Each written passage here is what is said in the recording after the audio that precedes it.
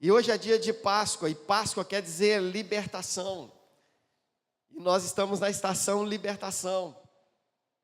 A Páscoa ela foi instituída quando Deus estava tirando o povo do Egito para a terra prometida.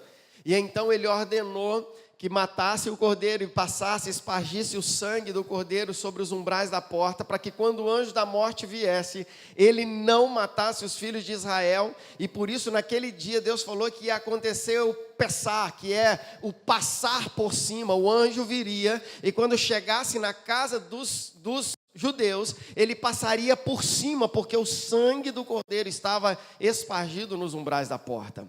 Então a palavra Páscoa, a raiz da palavra Páscoa no hebraico é Pessah, que quer dizer passar por cima. Mas mais que isso, se estudar profundamente a raiz da palavra, quer dizer, além de libertação, mudança de hábitos, mudança de comportamento. Por quê? Preste atenção. No momento em que o anjo da morte passou, e eu estou resumindo a história, depois você vai estudar na Bíblia mais sobre isso. Mas no momento em que o anjo da morte passasse, e ali todos os filhos dos egípcios morressem, e os filhos dos judeus não, normalmente, consequentemente, começaria a acontecer uma perseguição a esse povo. Por que os nossos filhos morreram e os seus não morreram?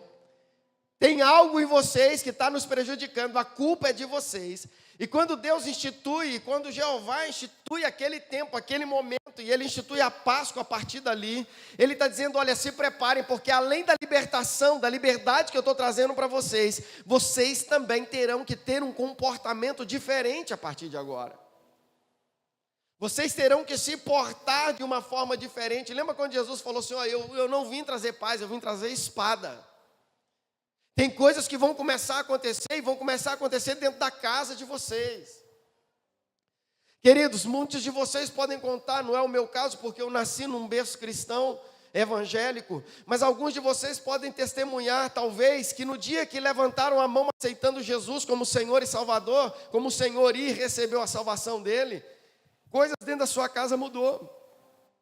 Você passou a ser motivo de chacota dentro da sua casa. Você passou a ser perseguido por causa da sua religião. Muitos passaram por essa situação, porque o que Cristo está dizendo é que no momento em que o meu sangue é espargido sobre você, e você então é liberto, e você recebe essa liberdade, você precisa mudar alguns comportamentos. Você precisa mudar algumas atitudes. Não dá para ser e ter o sangue de Jesus espargido sobre nós e continuar vivendo do mesmo jeito que vivíamos antes. Não dá para fingir ser cristão, não existe isso. Por isso que a Bíblia diz que em Deus é 8 ou 80. É sim, sim e o não é não. Não existe meio termo na vida com Deus a partir do momento, e eu vou declarar isso mais uma vez para você aqui nessa noite, que talvez não tenha tido uma experiência real de salvação. A partir do momento que o sangue de Jesus foi espargido sobre a sua vida nunca mais vai ser a mesma. A sua vida nunca mais, as pessoas não vão olhar para você mais como olhavam antes. Eu conto a história de quando eu era menino lá na rua, que eu parei de jogar bola. E eu sempre fui muito ruim. E aí eu parei de jogar, e aí os meus colegas começaram a me criticar, dizendo, só porque você é crente, você não vai jogar bola? Só porque você é crente. E aí isso foi aos 15 anos, eu tive uma experiência muito tremenda, eu fui batizado no Espírito nessa época, e eu tive uma experiência muito bacana com o Senhor. Então eu decidi abrir mão de algumas coisas para viver mais intensamente para o Senhor. E um dia, depois daquele período de intensidade, eu comecei a regular então a minha vida em alguns aspectos e comecei a voltar a algumas práticas que não eram prejudiciais e que faziam até bem-estar para mim, por exemplo, como jogar bola. E um dia eu resolvi jogar bola, Bruno, lá com os colegas da rua de novo. E quando eu cheguei lá, a primeira menção que eu ouvi foi, uai, você não é crente? E eu virei para o colega e falei, você decide. Eu não jogava, você me criticava. Agora eu vim jogar, você vai me criticar. Mas é porque quando nós temos uma experiência de libertação, de Páscoa, quando a Páscoa nos alcança, quando a libertação nos alcança, as pessoas passam a olhar para a gente de uma forma diferente. É lógico que eu não ando pelo que os outros dizem, porque quem tem identidade não anda pelo que os outros dizem. Mas a partir do momento que eu estou em Cristo, eu sei quem eu sou nele. E eu vou viver sobre aquilo que eu sou nele. Aquilo que a palavra diz que eu sou, é exatamente aquilo que eu vou ser. É lógico que eu não vou ficar me amoldando aos padrões do mundo, porque a Bíblia me aconselha a não fazer isso. Romanos capítulo 12. Não se amoldem ao padrão deste mundo. Antes, transformai-vos pela renovação da vossa mente, para que experimenteis qual seja a boa, perfeita e agradável vontade de Deus. Não é porque o mundo diz, crente tem que ser assim que eu vou ser. Gente, é engraçado que eu não gosto de ficar contando piada aqui no púlpito, porque eu gosto de aproveitar esse tempo. Mas tem umas coisas que é importante mencionar, porque eu não ouvi, mas eu ouvi contar que um dia na rádio, eles estavam entrevistando o diabo. Isso acontece muito até hoje, né? Tem algumas denominações que elas usam desse artifício de entrevista no diabo, né? E, o que você ganhou para fazer? O que você fez? Eu fiz uma macumba, eu fiz um despacho. Qual o seu nome e tal? E aí começou a perguntar. E era uma igreja que usava isso para fazer propaganda sobre ela. Talvez até uma forma inteligente, um marketing inteligente, né? Não sei. Mas ele diz que estava ali entrevistando e perguntou, e você gosta da igreja tal? Você gosta da CLPA? Não tinha CLPA na época ainda. Aí disse que o diabo falou, eu gosto. Por que você gosta? Porque lá as mulheres usam batom, usam brinco, porque lá tem luzinha colorida na frente da igreja. E você gosta da igreja tal? Eu gosto. Por quê? Porque lá o pessoal joga bola. E aí foi. Aí chegou na vez da propaganda, né? E aí, e você gosta da nossa igreja? E o diabo falou, eu gosto. Aí o cara que estava me interrompendo, não, você não gosta não. Em nome de Jesus, você não gosta da nossa igreja. Eu gosto. Você não gosta, não gosta. Então por que você gosta? Porque ela me dá oportunidade para falar na rádio. Eu não sei se isso é uma historinha de brincadeira, mas, sabe, queridos, eu esqueci o que eu estava falando. É por isso que eu não gosto de contar piada, tá vendo? O que eu estava falando? Jesus amado, estou ficando velho mesmo. Como é que é? Isso. Aí o diabo, obrigado, querida. Aí o diabo vem e fala assim, eu não gosto de mulher que usa calça. A partir de hoje ninguém usa calça aqui na igreja. As mulheres, porque, meu irmão, eu vou andar pelo que o diabo fala. Você entende que durante muito tempo a gente foi amoldado por padrões construídos por mente humana e talvez por mente diabólica. Eu preciso olhar para a palavra e entender o que a Bíblia diz. E se a Bíblia diz não, é não. Se a Bíblia diz sim, é sim. E se a Bíblia não fala no assunto, eu também não falo. Porque se ela não fala é porque não é relevante. E se não é relevante, para que eu vou ficar batendo em teclas que não são relevantes? Então a gente precisa começar a entender isso. E a libertação, ela vai muito além disso. Porque, como eu estou dizendo para você, a Páscoa, ela não trouxe só a liberdade do povo de Israel. Ela trouxe uma mentalidade nova. Ela trouxe uma mudança de comportamento. Entenda, o povo estava há 400 anos, 10 gerações, aprisionados, vivendo como escravos. Durante 400 anos, o povo de Israel viveu como escravo, açoitado, só fazia aquilo que lhe mandavam fazer. Agora Deus está preparando esse povo para um novo tempo, para ir para o deserto, e do deserto alcançar a terra prometida, onde eles seriam donos da terra, aonde vocês colocarem a planta dos vossos pés, eu lhes darei por herança. E agora eles estão indo nessa direção e algo precisava acontecer. E Deus então traz e institui esse momento pascal para que eles entendam que a partir de agora não era só a libertação que eu estava alcançando aquele povo, mas eles precisavam agora começar a pensar de uma forma diferente. E é por isso que aquele povo vai para o deserto. E se você lê a Bíblia, Deus lá no Êxodo, no capítulo 1, 2, por ali, Ele diz, olha, eu poderia levá-los por um caminho mais curto, mas vou levar vocês por um caminho mais longo, porque eu tenho medo de perder vocês, porque vocês vão enfrentar inimigos, os filisteus, e provavelmente voltarão atrás. E aí o que é que Deus faz? Permite que eles andem durante 40 anos no deserto. Para que aquela geração que recebeu a libertação, mas não entendeu a mudança de comportamento, morresse. Aonde está figurado isso? Lá em Josué. Quando Josué espia a terra com Caleb e volta ele, Caleb mais 10 espias, os 12 espias. E quando chegam, a Bíblia diz que eles vão passar o relato. E começam a dizer, olha, a terra é boa, a terra é produtiva. Realmente lá os cachos de uva são gigantes. Realmente lá é uma terra como Deus falou. É uma terra que mana leite e mel. É essa terra que Deus tem preparado para nós. Mas a Bíblia diz que a outra mentalidade diz, não, eles são inimigos, são grandes, são fortes. Eles vão nos matar.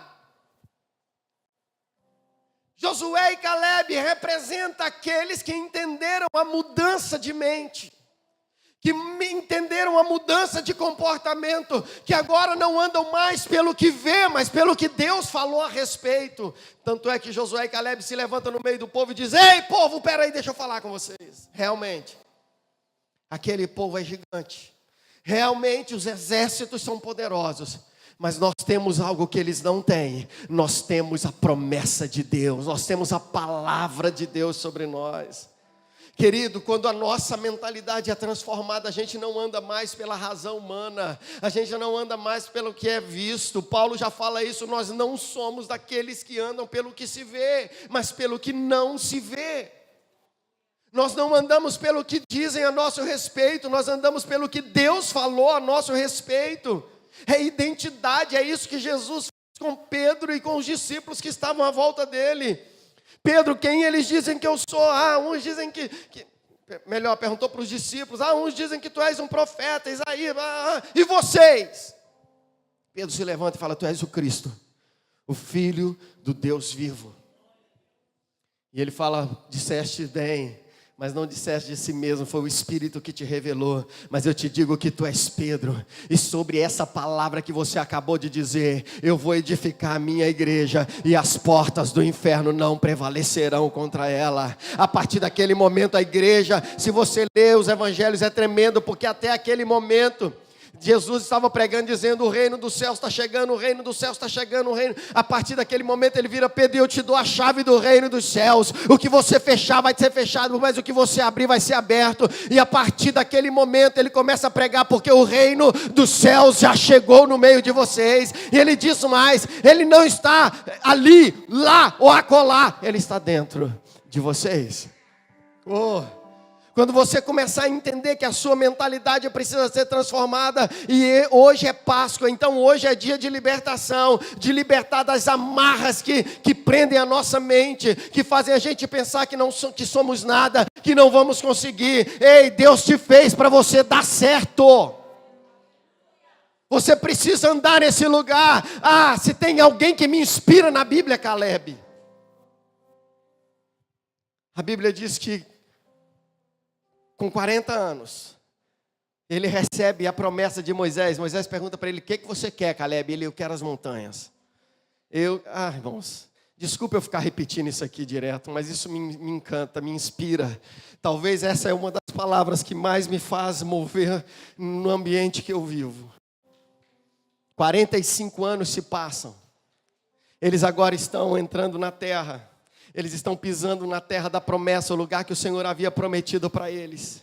A Bíblia diz que Josué chega para Caleb e fala, Caleb, pode escolher a área que você quiser, é seu, é sua. Pode escolher o pedaço que você quiser. Ele olha para as montanhas e diz, olha Josué, deixa eu te dizer uma coisa. Há 45 anos atrás, Moisés me fez essa pergunta e eu disse para ele, eu quero as montanhas. E agora eu quero as montanhas. E talvez isso na minha cabeça, Josué tenha dito para ele, cara, você já está velho. Quando você falou isso, você tinha 40 anos, agora você está com 85. Ele bate no peito e fala, deixa eu te dizer uma coisa, Josué. Há 45 anos atrás eu recebi a promessa e hoje, aos 85, eu estou com o mesmo vigor físico. Eu quero as montanhas, eu quero o lugar da promessa. Quando nós temos a mentalidade transformada, querido, não é o ambiente que nos cerca que vai determinar o lugar onde eu vou chegar, mas é aquilo que eu carrego dentro de mim. A verdade que me impulsiona, é isso que me leva. Mas a crise, que crise? Tinha uns adesivos nos carros assim, não vivo crise, vivo Cristo. Mas está tão difícil. O que está difícil, querido? Olha que você está aí sentado. Os cristãos, olha, do Sri Lanka, mais de 200 mortos. Você está aqui vivo. O que está difícil? Tem algumas coisas para serem ajustadas. Amém, vamos ajustar. Nós estamos aqui para juntos ajustarmos, ordenarmos tudo. A palavra que você carrega dentro de você vai determinar o caminho que você vai seguir e o lugar onde você vai chegar. A Páscoa não é só para dizer, estou livre. A Páscoa é para dizer, eu sou livre pelo sangue do Cordeiro Pascal. Eu sou livre porque eu tenho sangue espargido sobre a minha vida. Mas esse sangue muda a minha cabeça, ele muda a minha mentalidade, o meu jeito de pensar. Eu não penso mais como ímpio, eu penso agora como filho. Eu não penso mais como escravo, eu penso como homem livre. Porque para a liberdade, Gálatas 5:1, foi que Cristo nos libertou. Aleluia, aleluia. 1 Coríntios capítulo 5, abra sua Bíblia, deixa eu ler esse texto para você.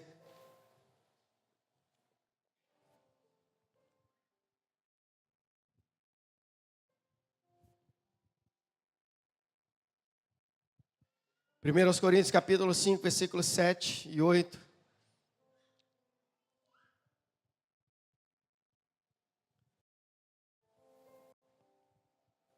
Celular,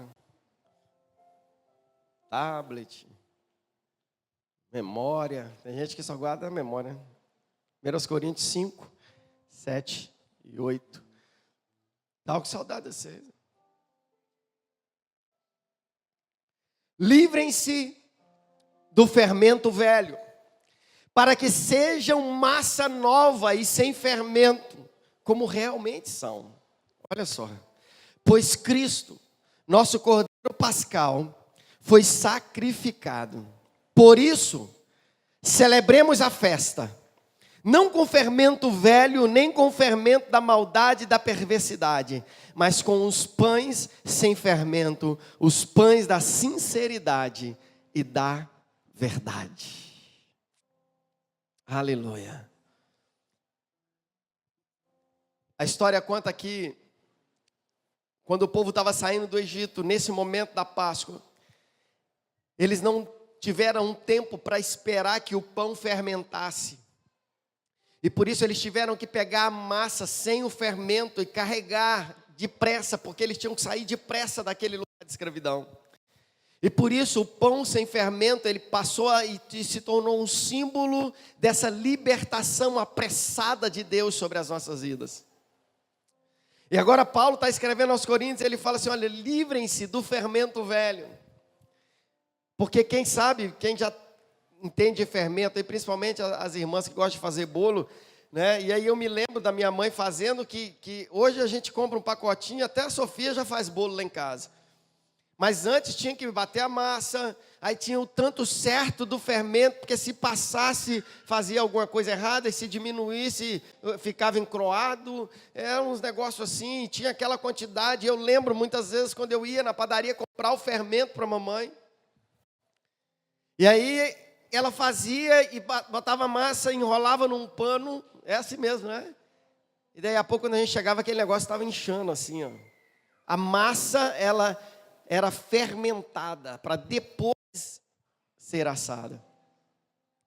Paulo está dizendo aos Coríntios, olha, nós não vamos mais viver daquele fermento antigo, velho, daquelas coisas que não servem mais para nós. Deixa eu te dizer uma coisa, querido, em Cristo tem coisas que não servem mais para nós.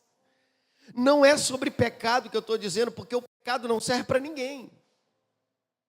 Pecado não serve para ninguém, mas existem outras coisas que não servem mais para nós. É por isso que Paulo fala assim, olha, não é sobre pecado, é sobre o que convém e o que não convém. Sobre o que é lícito e o que não é lícito. Todas as coisas me são lícitas, mas nem todas me convêm. Todas as coisas me são lícitas, mas nem todas me edificam. E a gente precisa começar a caminhar nesse lugar onde Deus está transformando a nossa mentalidade. Sabe por quê? Porque tem um monte de gente à nossa volta que precisa de nós. E Ele está dizendo, vamos deixar esse velho fermento. Por quê? Porque agora nós estamos em Cristo e Ele já foi sacrificado por nós, o Cordeiro Pascal. E agora então nós vamos começar a viver com o pão sem fermento, o pão da sinceridade e da verdade. Se tem uma coisa que cabe no Evangelho de Cristo e na vida de Cristo, é a sinceridade e a verdade. Querido, não dá para viver de mais ou menos em Cristo. E nessa noite eu quero dizer para você, é esse lugar que nós decidimos viver. Um lugar onde a nossa vida é um livro aberto. Você não precisa esconder, chegar aqui na igreja e ser diferente do que você é lá de fora.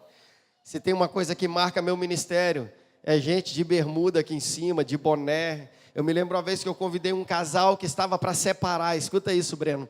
Tinha um casal que estava com problemas no casamento. E eu levei eles na igreja um dia. Custei levá-los, eles desviados do evangelho. E aí um dia eles vão no culto. Lá no galpão ainda. E naquele dia não foi eu quem preguei, eu não me lembro quem exatamente pregou, mas eu lembro que foi uma palavra muito assertiva e a palavra, ela tinha muito a ver com aquele casal que estava ali. Só que nesse dia, o Desson, que hoje é pastor lá em Mantena, resolve ir de bermuda e de boné na igreja. Ele não fez nada, ele não cantou hip hop, ele estava lá no meio do povo sentado. Tudo bem, tá? Igual o Bochecha está ali. Ó, o Bochecha é um Lucas. Sua irmã também, brava. Ô Lucas, tá ali de boné, tá de bermuda? De bermuda, de boné. E aí, terminou o culto, eles foram embora.